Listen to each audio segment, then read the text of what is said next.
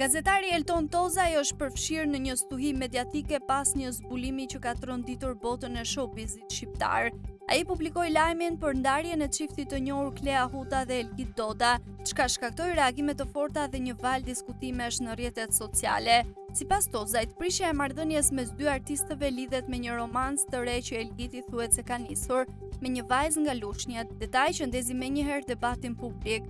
Por ky raportim nuk ka mbetur pa pasoja. Menjëherë pas publikimit të lajmit, çifti reagoi ashpër duke cilësuar informacionin si një shpifje të pastër dhe një ndërhyrje të papranueshme në jetën e tyre private.